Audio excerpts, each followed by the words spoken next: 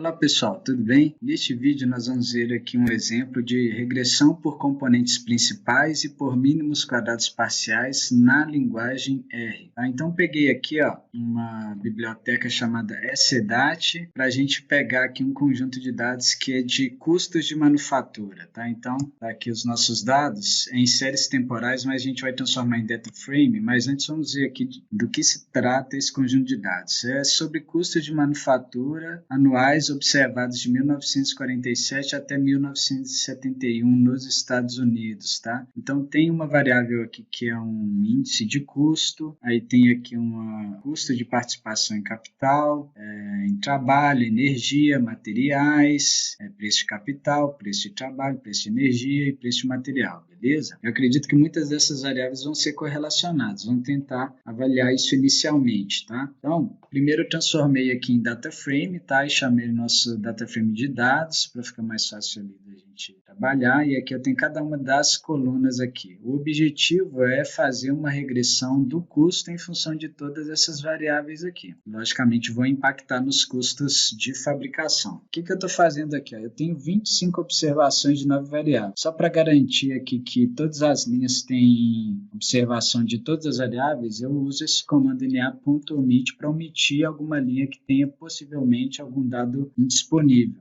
tá? O que não é o caso. Mas isso é algo aí que sempre a gente deve observar, principalmente se você tem data frames aí, ou conjuntos de dados muito grandes, não dá para você averiguar linha por linha, é interessante você aplicar esse comando aqui. Eu vou fazer aqui um gráfico de correlação, primeiro eu vou calcular aqui as correlações, e por aqui a gente já consegue avaliar que tem algumas variáveis que são correlacionadas, altamente correlacionadas. Aqui é com a resposta, né, que é custo, né, mas se eu olhar aqui, por exemplo, essa variável SL com PL tem uma correlação positiva alta, mas a gente tem algumas variáveis que têm correlação negativa alta também, tá? Por exemplo, aqui, SM com PE e PM. E a gente pode observar isso num gráfico de correlação, diagrama de correlação aqui, e ver isso em cores, e também com as correlações aqui, né? Quanto mais azul, maior correlação positiva, e quanto mais vermelho, maior correlação negativa. Se tiver em tom mais claro, né, aí a correlação próxima de zero, que é desprezível. Mas a gente observa que tem um grupo de variáveis aqui altamente correlacionadas, incluindo, lógico, a resposta. Então, a resposta não tem problema ser correlacionada com as variáveis independentes. O problema é quando eu tenho uma variável independente correlacionada com outra. Por exemplo, aqui PM com PE, tranquilo?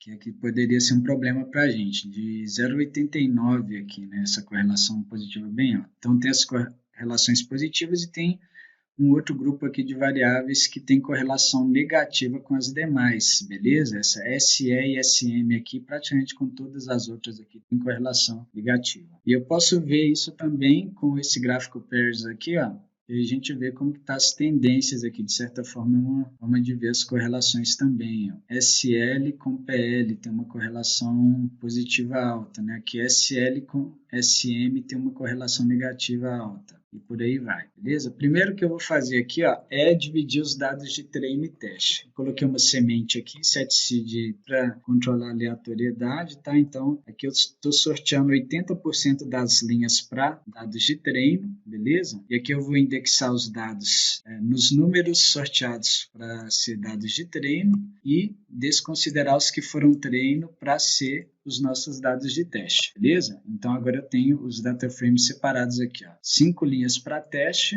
e 20 linhas para treino do nosso modelo, beleza? Primeira coisa que eu fiz aqui, foi um gráficozinho plotando duas variáveis que têm correlação positiva. Só que eu fiz, antes de plotar aqui, a padronização dessas variáveis. Com o comando scale, eu transformo essas variáveis, então elas têm média 0 e variância 1, nesse gráfico aqui, tá? Só para eu plotar aqui e fazer o desenho das componentes principais, se eu considerar só essas duas variáveis, só para a gente ilustrar. Então, eu separei aqui numa matriz D só as colunas dessas duas variáveis, que são as colunas 3 e 7, respectivamente. E aí, aqui eu calculei a matriz de correlação de tais variáveis, né? Que eu poderia calcular também como sendo x transposta x, nesse caso eu chamei de D, né? D transposta D dividido por N menos 1, tá? Mas está aqui com o comando core de forma direta. E aqui eu obtenho, com esse comando eigen, os autovetores dessa matriz D. Tá? Então, a partir desses autovetores, eu consigo as inclinações das novas componentes. Inclinação, a gente sabe que é a tangente, ou seja, eu pego a primeira componente e divido pela segunda. Tá? Se eu fizer um triângulo retângulo, tangente é cateto oposto sobre adjacente. Então, a inclinação da primeira componente, a inclinação da segunda, tá? Isso dividido por isso dividido por isso, respectivamente. Depois, os eixos principais vão ser simplesmente as retas com o intercepto no zero e com essas inclinações, respectivamente, tá? Lembrando que o zero está deslocado aqui para o meio, tá? Então, o intercepto vai ser aqui assim, ó. E aqui a segunda componente. Então, logicamente, a primeira componente principal retém a maior parte da variabilidade das variáveis originais, tá? Só para a gente ilustrar aí as componentes principais. Agora, o que eu vou fazer é o seguinte, eu vou fazer um modelo de regressão linear múltipla inicialmente. Então, eu quero fazer aqui um modelo do custo em função de todas as variáveis, considerando os dados de treino, beleza? Utilizando a nossa função defu e LM. E na hora que a gente dá um summary aqui, a gente vê que esse modelo é muito bom em ajuste aqui para os dados de treino. Mas só que a gente tem algumas variáveis que não são significativas, mas lógico, mesmo assim ele tem um bom ajuste aqui. Só que acontece aqui, se eu observar aqui, ó, eu carregando esse pacote aqui car, eu consigo calcular o fator de inflação de variância desse modelo. Então, olha só, 1,038 vezes 10 elevado a 6, 1,2 vezes 10 elevado a 7. Tem muita variância nesses coeficientes que foram estimados aqui, tá? Alguns não, esses aqui, ó, 10 elevado a 1, esses últimos aqui não tem tanto problema. O problema são esses 4 primeiros aqui. Aí, o intervalo de confiança também vai ser prejudicado, né? Eu vou ter uma alta variabilidade desses coeficientes. Dá uma olhadinha aqui, ó. Intervalo de confiança muito alto para esses coeficientes aqui que tem multicolinearidade, né? Que tem uma variância alta devido à correlação entre as variáveis, né? Então, se eu fazer a previsão com esse modelo aqui, considerando novos dados, ou seja, dados que eu separei para teste, pode ser que eu não obtenha um desempenho muito bom. Para isso, para averiguar se o desempenho foi bom ou não, nós vamos pegar aquela biblioteca Caret e vamos utilizar essa função aqui, default summary, para ver se nós temos boas métricas para os dados de teste, tá? Então, eu peguei, fiz a previsão aqui em cima, já rodei, né? E aqui eu criei um data frame, considerando a primeira coluna como sendo as observações, né, que é a resposta lá dos dados de teste, e aqui as previsões, considerando, né, os meus dados de teste. Então, vamos ver aqui, ó. Olha só, se eu observar aqui, ó, o R ao quadrado deu 0,58, né, menos de 60% aí de explicação da variabilidade dos dados de teste, tá? E o MAI e o RMSE que eu tenho que minimizar, fica difícil de falar sem ter outro método para comparar, mas depois nós vamos comparar aí com os outros métodos que nós vamos ver, que são o objetivo desse vídeo, que é a regressão por componentes principais e por mínimos quadrados parciais. Então, primeiro vamos fazer aqui a regressão por componentes principais, que é o PCR. Então, a primeira coisa aqui é carregar a biblioteca, nesse caso, que é a biblioteca PLS, de mínimos quadrados parciais, mas é uma biblioteca que tem, além de PLS, tem o PCR e tem outros métodos aí para a gente trabalhar a regressão múltipla ou multivariada, tá? Eu não falei no vídeo teórico, mas as duas técnicas podem ser aplicadas também quando eu tenho múltiplas respostas, tá? Além de múltiplas variáveis regressoras correlacionadas, tá? Então aqui eu estou trabalhando com um caso mais simples. Mas beleza, carreguei a biblioteca e aqui, ó, eu vou fazer o primeiro modelo. O comando é PCR, a sintaxe é parecida com LM. Eu entro com a resposta em função de todas as variáveis. Aqui eu defino o número de componentes que eu quero estimar, tá? Os dados, e aqui esse comando aqui, scale igual a true, é importante porque eu vou trabalhar com as variáveis regressoras padronizadas, tá? Com média zero e variância unitária. Essa é a recomendação aí para fazer a análise de componentes principais aí na maioria dos casos, que aí eu tiro o efeito das unidades de medida e também de escala, efeito de escala. E também eu posso colocar um argumento aqui, que é o tipo de método de validação que eu vou utilizar aqui para treinamento. Esse LOO é uma alternativa diferente à validação cruzada. Tem um objetivo parecido, só que o LOO ele pode ser interessante quando nós temos poucas observações, que é o nosso caso aqui. Nós temos apenas 25 observações no total e eu deixei 20 para treino. Então, LOO, o que significa? Live on out, seria deixar um de fora. Então, ele vai fazer 20 modelos. Em cada um desses 20, ele deixa uma observação de fora para fazer a validação com essa observação. E aí, na hora que eu dou o summary aqui, eu vou ver basicamente aqui o erro do nosso modelo quando eu faço a validação cruzada com diferentes números de componentes, e aí, logicamente, o ideal é selecionar aqui o número de componentes que me dê um erro baixo o suficiente. Eu vejo que quanto maior o número de coeficientes nesse nosso exemplo aqui, né, menor o erro, mas só que não necessariamente eu preciso selecionar todos os componentes, porque eu quero também reduzir a dimensão do problema, né? Pode ser que até, por exemplo, um determinado componente aqui, né, já seja o suficiente, o tanto que reduzir o erro desse número de componentes até 8 componentes aqui, talvez não faça tanta diferença. E eu posso olhar também aqui, ó, quanto da variabilidade que cada componente retém. Aqui é de forma acumulada. O primeiro componente retém 68%, somando o primeiro e o segundo componente, eu retenho 83% da variabilidade dos dados, né? Com 3 componentes eu já retenho 97%, né? Então, do terceiro até o oitavo componente, eu retenho muito pouco da variabilidade dos dados, especialmente aqui do quarto até o oitavo, né? Então, pode ser que não seja tão interessante usar todos os componentes. Mas aí eu tenho uma forma aqui, ó, de ver o número de componentes, selecionar o número de componentes aqui, utilizando aqui as funcionalidades do pacote. Então, eu pego o meu modelo aqui, coloco aqui e seleciono um método, tá, para a seleção do número de componentes e peço para plotar. Esse método de um desvio padrão, ele vai considerar aqui um desvio padrão, né, para cada número de componentes aqui em relação ao nosso erro. Esse erro que ele está plotando aqui é basicamente o que está aqui, né? Aqui ele vai considerar o número de componentes quando um desvio padrão cruzar aqui desse de referência aqui que foi obtido de forma geral aí pela validação cruzada. Esse outro método aqui de randomização, ele vai circular para a gente aqui o número de componentes mais adequado. Nesse caso deu diferente do primeiro método. E muitas vezes a gente consegue obter aqui por ambos os métodos um número igual de componentes, mas nesse caso aqui deu diferente. Eu sempre vou considerar o método, isso é uma opção minha, o método que dá um número menor de componentes, para eu trabalhar a redução da dimensionalidade também, beleza? Aqui eu faço o mesmo gráfico, se você quiser, né, redundante, bem parecido com os dois ali, só que ele vai plotar as duas linhas da validação cruzada e da validação cruzada ajustada. Lembrando que o nosso método de validação cruzada que eu escolhi aqui em cima é esse aqui, ó, leave on out, beleza? E aqui eu posso plotar aqui como que fica o ajuste, né, das nossas previsões considerando os valores observados se eu considerar 6 componentes. Vamos supor que eu mude isso aqui para 2 componentes. O ajuste vai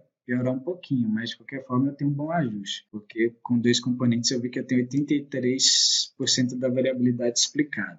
E eu posso plotar também aqui, ó, os scores das componentes. Eu poderia plotar das 6, mas eu coloquei aqui a primeira e a segunda só aqui para a gente visualizar. Aqui as novas componentes elas não têm correlação, tá? Então a primeira componente, que é uma variável transformada, e a segunda componente, outra variável, elas não têm correlação entre si, né? Não tem uma tendência das duas crescerem juntas, elas são independentes e a primeira componente tem a maior parte da variabilidade dos dados, beleza? Posso ver aqui pela dimensão aqui dos eixos, né? E aqui é um outro gráfico que a gente pode fazer. Eu também só plotei de 2 componentes, poderia ter colocado aqui no top, plotar de novo. Por quê? Eu plotei só 2 componentes, que elas são as mais importantes, né? Mas basicamente aqui eu vejo a carga de cada componente, a componente 1 na linha preta e a 2 na linha vermelha tracejada, com as variáveis originais. Ó. Por exemplo, a componente 1 com a variável 1, ela tem uma correlação positiva. A componente 1 com a variável 2 também tem correlação positiva, mas a componente 1 com a variável 3 tem correlação negativa, tá? E lógico, quanto maior o valor da carga, mais a componente explica aquela variável. Por exemplo, a variável 5, ela tem maior carga com a componente principal 1 que a componente principal 2. Então, a componente principal 1 ela é mais importante que a componente 2 para explicar a variabilidade da variável 5, tá? A maior parte da variabilidade dessa variável original é retida na componente principal 1. Aqui eu fiz basicamente a previsão, ó, considerando o modelo que nós estimamos aqui via PCR, regressão por componentes principais, tá? Considerando 6 componentes e os dados de teste. beleza? E aqui eu vou calcular as métricas. Então, aqui eu estou fazendo um data frame com a primeira coluna como sendo a resposta para as observações de teste, aqui as previsões que eu acabei de fazer, e aí aqui eu calculo as métricas com o comando do pacote caret the full summary, beleza? Eu observo aqui eu consegui 0,995 de variabilidade explicada para os dados de teste, e o MAI e o RMSE diminuíram bastante em relação aqui ao nosso modelo de regressão múltipla, considerando todas as variáveis, tá? Mas antes de comparar isso melhor, eu posso, por exemplo, aqui testar um número menor de componentes, igual se eu não quiser utilizar aqui, ó, a validação cruzada para a seleção de componentes, mas utilizar aqui, por exemplo, a proporção da variabilidade explicada aqui, por exemplo, só das componentes que somam aqui um pouco mais de 80% da variabilidade explicada, por exemplo, 2 componentes, você faz isso aqui e aí eu vejo as minhas métricas. Ó, eu não perdi muito no R ao quadrado e diminuí um pouco o RMSE e o MAI, tranquilo? Enfim, a diferença é pequena, né? Mas aí fica a seu critério, né? Como que você vai selecionar o número de componentes, tá? Vou deixar 2 aqui por simplicidade, porque com 2 componentes a gente diminui bem a dimensão do problema e conseguimos as métricas aí num nível bem legal. Vamos lá agora fazer a regressão por mínimos quadrados parciais. Basicamente, a ideia é a mesma, os argumentos aqui são praticamente iguais, só que para regressão por componentes principais o comando é PCR e aqui o comando de regressão por mínimos quadrados parciais é PLSR, tá bom? Eu chamei aqui o nosso modelo de PLS1. Tá? E aqui é o summary, o resumo do nosso modelo. Vocês vão ver que é bem parecido o resultado, tá? Aqui é praticamente igual, né? Porque está relacionado às componentes principais, né? A diferença é que a seleção do modelo aqui ele vai considerar não somente, né, para fazer a validação cruzada, não somente as componentes que retêm maior parte da variabilidade das variáveis originais, mas também aquelas que são mais importantes na previsão. Então, geralmente, vai me dar aqui, ó, um número menor de componentes, pelo menos por um dos métodos.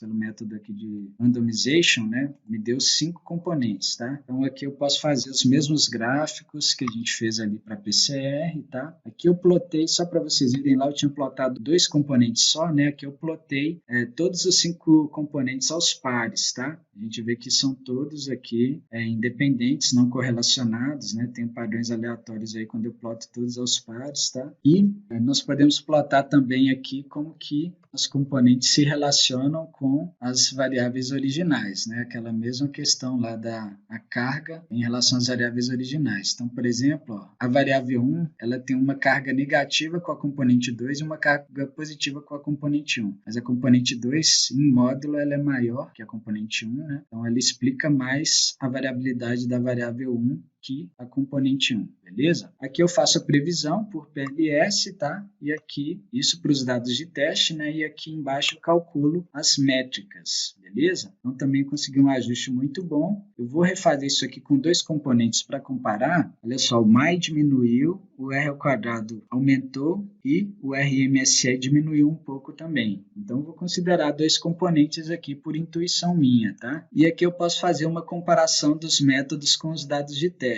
Eu fiz 3 métodos, né? LM, PCR e PLS. Eu criei um data frame com os resultados deles aqui, beleza? Então, a gente vê aqui, ó, o que apresenta menor raiz da média dos quadrados dos erros é o método PLS, regressão por mínimos quadrados parciais. O que apresenta maior ajuste, considerando R ao quadrado ajustado, é o método, na verdade, os dois empataram, né?